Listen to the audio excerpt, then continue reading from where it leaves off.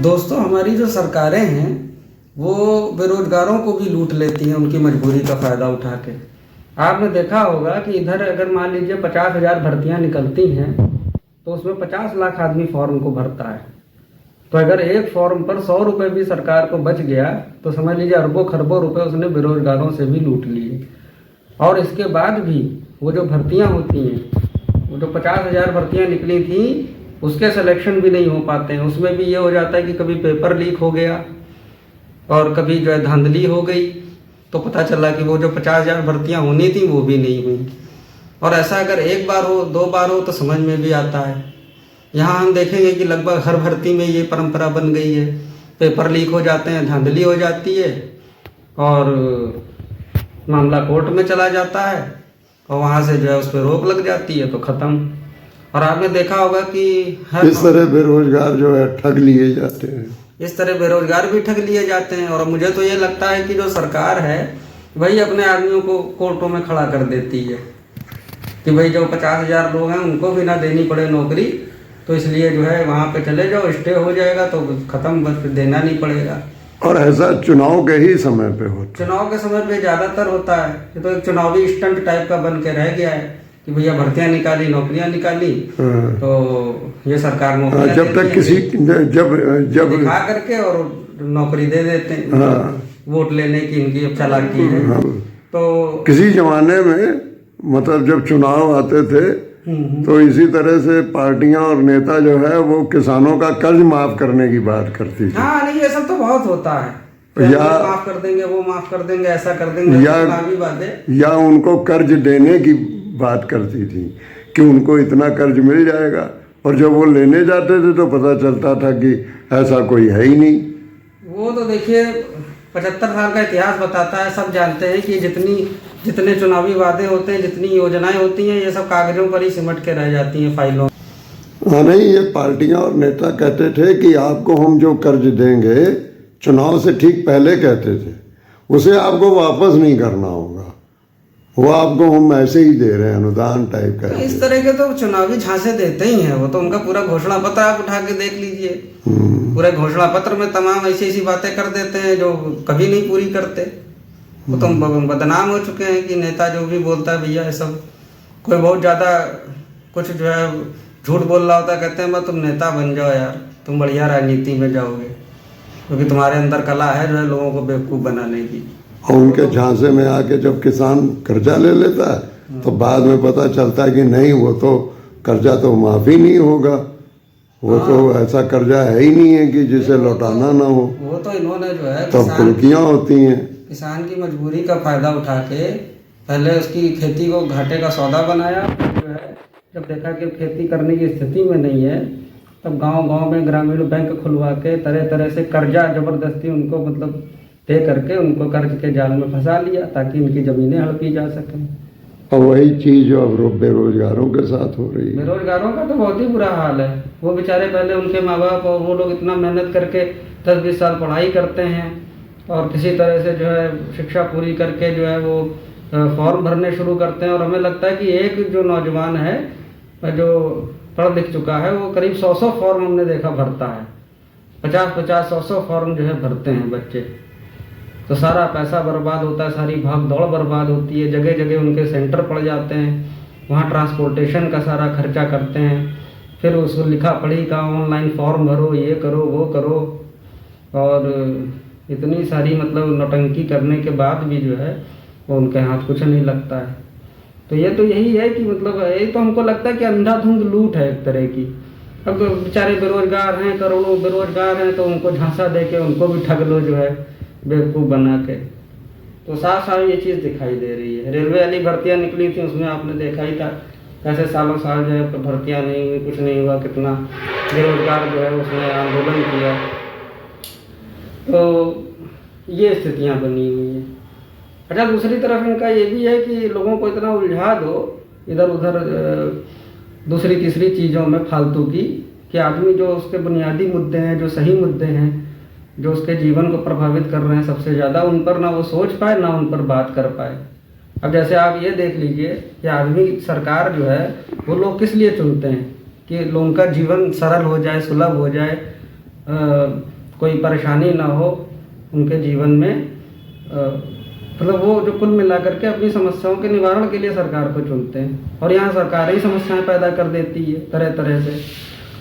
तो अब जैसे आप देखिए, सरकार ने बना रखा है आधार कार्ड, कितने तरह के तो कार्ड बनवा रखे हैं सरकार ने। आधी जिंदगी आदमी की उन कार्डों को बनवाने में बीत रही है और आधी उनमें करेक्शन करवाने के लिए दौड़ रहा है, आधी जिंदगी उसमें बीते जा रही है उसकी। यानी लोगों की समस्याओं पे बड़े बड़े उद्योग धंधे खड़े कर लिए। हाँ, तो लोगों के जीवन में लोगों पहले समस्याएं पैदा करी और फिर उन समस्याओं पे अपने कारोबार खड़े कर लिए। ये है मौजूदा सिस्टम।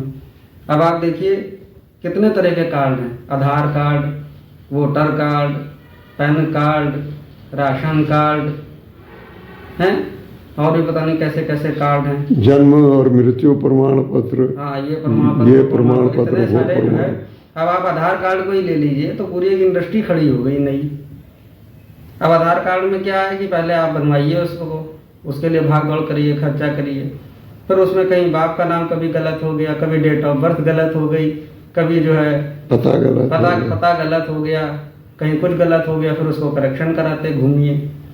तो मतलब इस तरह से लोगों को उलझा रखा है बहुत बुरी तरह से। वो बेचारे कुछ सोच ही नहीं पा रहे हैं, अंधाधुंध इधर से उधर दौड़ रहे हैं और उनको लूटा जा रहा है। तो ये स्थिति पैदा हो गई है, बड़ी मतलब खतरनाक और गंभीर स्थिति है इस समय जो जनता के साथ हो रहा है। देखिए दोस्तों, अगर कोई बहुत कमज़ोर, बहुत ही शरीर से दुर्बल आदमी अगर शराब का सेवन करेगा तो उसको तो शराब ठिकाने लगा देगी, ऊपर पहुंचा देगी। लेकिन यही अगर कोई तगड़ा, मजबूत, स्वस्थ आदमी अगर एक पर्याप्त मात्रा में मान लीजिए दारू पीता है दवा की तरह, तो वो उसको कहीं ना कहीं हो सकता है कुछ फ़ायदा पहुंचा दे।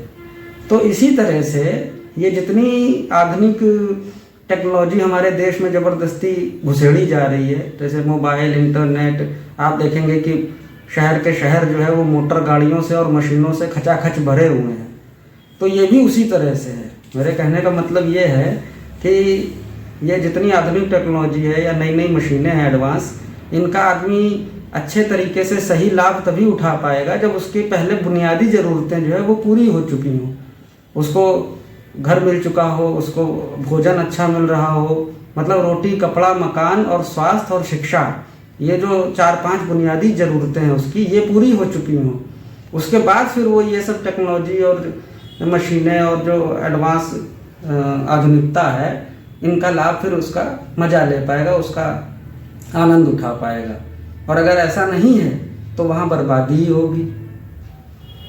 तो लेकिन यहाँ क्या बताया जाता है कि विकास के नाम पर एक से एक नई टेक्नोलॉजी ज़बरदस्ती लोगों के ऊपर थोप दी जाती है। तो एक्चुअली वो हमारे देश की जनता की ज़रूरत नहीं है।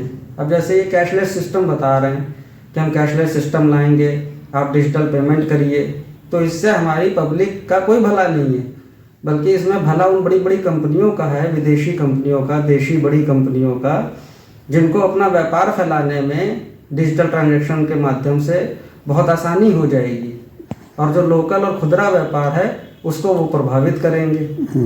तो जो बड़ी और विदेशी कंपनियां हैं या देश की भी जो बड़ी कंपनियां हैं, वो छोटे छोटे जो खुदरा व्यापारी हैं, छोटे पूंजीपति हैं, उनको बर्बाद करने के लिए वो कैशलेस और डिजिटल ट्रांजैक्शन की पॉलिसी को सरकार के जरिए लागू करवा रहे हैं। वरना इसमें आम आदमी का क्या भला, कोई भला नहीं है। जैसे कई शहरों में मेट्रो चला दी कि जाम की समस्या हल हो जाएगी। हाँ, लेकिन जाम की समस्या तो हल हुई नहीं। हाँ, लेकिन मेट्रो चलाने वाली कंपनी का फायदा होगा। हाँ, नहीं तो वही मैं कह रहा था, मैंने जैसे भी बताया था कि इनका तो काम ही यही है कि पहले जो है लोगों के जीवन में तकलीफें पैदा करो, समस्याएं पैदा करो, और फिर उन तकलीफों और समस्याओं पर अपने कारोबार खड़े करो। अरे आप कह रहे हो मेट्रो चल जाएगी तो जो है जाम की समस्या हल हो जाएगी। अरे भैया, पहले जा कर के उन देशों में या उन अपने ही देश के उन शहरों में जाकर के आप देखिए जहाँ 20 साल पहले मेट्रो आ गई थी, तो क्या वहाँ जाम की समस्या खत्म हो गई? कहीं नहीं खत्म हो गई, और उल्टा बढ़ गई। तो जो लोगों की तकलीफ़ों के और लोगों की समस्याओं के मुख्य कारण हैं, उनको ना ये कभी आपके सामने रखेंगे और ना कभी जो है उनको हल करने की बात करेंगे। तो कारणों को ख़त्म करने के बजाय उन कारणों पर अपनी लूट मचाने और अपने कारोबार खड़े करने पर ही पूरा मौजूदा सिस्टम टिका हुआ है। जिसमें कॉरपोरेट और सरकार संयुक्त रूप से शामिल है। तो दोस्तों, जो पूरे देश में और उसके शहरों में जो बड़े बड़े जाम लगते हैं, जिसमें जनता जो है घंटों घंटों फंसी रहती है और पॉल्यूशन के बीच में फंसी रहती है, जो उसको जो है मतलब उसके लिए बहुत हानिकारक भी है। तो इन जामों के जो कारण हैं, जो शहर शहर में इतने जाम लगते हैं बड़े बड़े, तो इनके जो मुख्य कारण हैं वो इस तरह से हैं कि मतलब पहला कारण तो ये है कि 10-20 लाख लोगों की कैपेसिटी वाला शहर है, लेकिन रोजी रोटी की तलाश में अगल बगल के जितने छोटे छोटे क्षेत्र हैं वहाँ से भी भारी मात्रा में पलायन हो जाता है। क्यों? क्योंकि जो सरकार है वो जो व्यक्ति जहाँ का रहने वाला है, जो उसका निवास स्थान है, वहीं पे उसको रोजगार उपलब्ध नहीं करा पाती है। यदि उसको अपनी जीविका का साधन, अपना रोजगार वहीं मिल जाए जहाँ का वो रहने वाला है, तो उसको भाग भाग के शहर में आना ही नहीं पड़ेगा। इस कारण से जो व्यक्ति जहाँ का रहने वाला है वहीं पे उसको रोजगार ना मिलने से भारी मात्रा में अगल बगल के क्षेत्रों से शहरों में पलायन हो जाता है, और जिसका नतीजा ये निकलता है कि 10-20 लाख की कैपेसिटी वाला शहर जो है उसमें 50-60 लाख आदमी घुस के रहता है। तो ये मुख्य कारण है जाम लगने का। दूसरा कारण ये है कि हमारे जो शहर हैं वो पुराने समय के बने हुए हैं, यानी जब ये जो आधुनिक वाहन आ गए हैं, 21वीं सदी की जो कारें हैं या जो तमाम व्हीकल हैं, ये सब तो तब होते नहीं थे। तो उस पर इक्का, टांगा, घोड़ा ये सब दौड़ते थे। तो सड़कें हमारी हैं वो 100 साल पुरानी, और उस पर वाहन चल रहे हैं जो है वो नए ज़माने के। तो दूसरा ये कारण है कि उस तरह से प्लान्ड वे में जिन 21वीं सदी की जो गाड़ियां हैं उनके चलने के लिए 21वीं सदी वाली सड़कें हैं ही नहीं। सड़कें जो है वो पिछली सदी वाली हैं और वाहन आ गए नए नए। एक कारण ये है। तीसरा कारण ये है कि इन लोगों ने बड़ी बड़ी कंपनियों को जो तमाम तरह के मोटर वाहन बना रही हैं उनको घाटा ना हो जाए, इसलिए तरह तरह की पॉलिसियां चला करके, जैसे EMI के जरिए, इंस्टॉलमेंट के जरिए, लोन दे करके, है ना, तरह तरह से इस तरह की पॉलिसियां चला करके उन लोगों को भी मोटर गाड़ियां, मोटरसाइकिल और कारें बेच दी हैं जो उसको खरीद नहीं सकते। और इस तरह से इन्होंने शहर के शहर और देश के देश जो हैं वो पूरी तरह से ये मोटर गाड़ियों से खचाखच भर दिए हैं, जो बहुत ज़्यादा हार्मफुल है। इसकी ज़रूरत कोई नहीं है, लेकिन ज़बरदस्ती जो है उनको अपने फ़ायदे के लिए कि उनका सामान ना बेकार हो जाए, उनको ना घाटा हो जाए कंपनियों को, तो उन्होंने इस तरह से उन लोगों के हाथ में भी उसको पहुंचा दिया जिनको उसकी ना आवश्यकता है और ना जो है वो उसको खरीदने की कैपेसिटी रखते हैं। और सड़कों पे व्यापारियों और दुकानदारों का अतिक्रमण भी है। तो हाँ, दूसरा ये भी है कि यहाँ पे नगर निगम और पुलिस विभाग ने मिल करके शहर में पूरा रोड पे ज़बरदस्त अतिक्रमण लगवा रखा है। कई बार अभियान चलता भी है लेकिन वो कभी हट नहीं पाता क्योंकि वही लोग लगवाते हैं। दूसरा ये है कि जो छोटा जो अपनी जीविका चलाने के लिए चाय का ठेला लगा रहे हैं, पूड़ी का लगा रहे हैं, वो तो चलिए समझ में भी आता है, फिर वो आज से नहीं, हमने देखा 50-50 साल से लगा रहे हैं। तो सरकार को तो ये चाहिए था कि भाई कैसे इस तरह जो उन्होंने राम भरोसे इनको छोड़ रखा है, इनके लिए कोई अच्छी से अच्छी व्यवस्था बनानी चाहिए थी। तो ये बेचारे अपने आप खुद ही रोड खाली करके चले जाते हैं। इनको कोई शौक थोड़ी है कि वहाँ पे पुलिस को भी झेलें, नगर निगम को भी झेलें और उसके बाद भी जो है वहाँ पे सड़क पर जो है अपना कारोबार करें। कोई अच्छा विकल्प इनको देती सरकार, जो सरकार का जो काम है जीवन को बेहतर बनाना, तो वो तो उन्होंने किया नहीं। अब अचानक आ जाते हैं कि अतिक्रमण हटाओ अभियान चला के उनको खदेड़ देते हैं, तो ये भी गैर कुदरती है, गलत चीज़ है। और ज़्यादातर अतिक्रमण तो दुकानदारों ने ही कर रखा है और ज़्यादातर सड़क को पगडंडी बना दिया है। ज़्यादातर अतिक्रमण आप देखेंगे कि इस तरह के लोगों ने कम कर रखा है, जो बेचारे जीविका का साधन अपना छोटा मोटा चला रहे हैं। ज़्यादातर अतिक्रमण जो है वो बड़े बड़े व्यापारियों ने कर रखा है। वो आधी सड़क तक तो अपनी दुकान लगा देंगे, फिर उसके बाद अपना वाहन खड़ा कर देंगे जिससे वो आते हैं। फिर उसके बाद अगर उनकी शॉप में कोई कस्टमर आया तो वो उसके आगे लगा देगा अपना वाहन। फिर तमाम डाले जो माल उतारने और लादने के लिए आ रहे हैं वो उसके आगे खड़ी कर देंगे। तो इस तरह से दोनों तरफ से आधी से ज़्यादा सड़क उधर, आधी से ज़्यादा इधर, पूरी सड़क छिंक जाती है, जगह ही नहीं बचती, पगडंडी बचती है जरा सी, उसमें जो है ट्रैफिक रेंगा करता है धीरे धीरे, घंटों घंटों लोग फंसे रहते हैं उसमें। तो ये भी एक समस्या है। तो ये सब बुनियादी समस्याएं हैं जो जाम पैदा करती हैं। तो उन पर तो वो कोई काम करेंगे नहीं, क्योंकि उन पर काम कर दिया तो फिर बचा क्या, फिर वो अपने कारोबार धंधे काहे पर खड़े करेंगे। लेकिन लोगों की इस मजबूरी और बेबसी का फ़ायदा उठा करके मेट्रो ले आएंगे, मेट्रो ला करके लाखों करोड़ों अरबों रुपए का एक बिजनेस और शुरू कर देंगे। तो ये स्थिति है यहाँ पर। और दूसरी तरफ जो सरकार की नीतियों से या सरकार के कामों से त्रस्त होकर के जो तबका आंदोलन करता है उसको बदनाम करते हैं, कहते हैं इस तबके की वजह से जाम लग रहा है, लोग इधर से उधर जा नहीं पा रहे हैं, इन्होंने जो ट्रैफिक रोक दिया, जनता को बहुत परेशानी हो रही है। अरे उनसे कोई ये पूछे कि जो भारत देश की जनता है वो तो घंटों घंटों पूरे देश की जनता जामों में फंसी रहती है, वहाँ कौन सा आंदोलन हो रहा होता है। तो जाम के जो तमाम कारण हैं वो तो हर जगह विद्यमान हैं, और तमाम कारणों से समय बर्बाद हो जाता है पब्लिक का, और वो टाइम से पहुंच नहीं पाती।